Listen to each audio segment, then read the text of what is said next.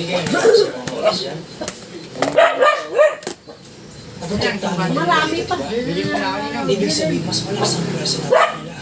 Hindi mo kailangan makaksaya ng panahon sa mga pipitsugin tao katulad ng mga nakamangga mo. Alam ko ang galaw at laro ng mga daga. Hindi sila nakakay babalik at babalik ang mga yan. Pero ba bakit? Warning!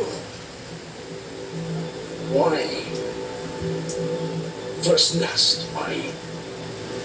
Nasaan na si Kung Ikil? daw mo Ikil! ay kailangan ng mga diskarte ko, Dito ka! stand by.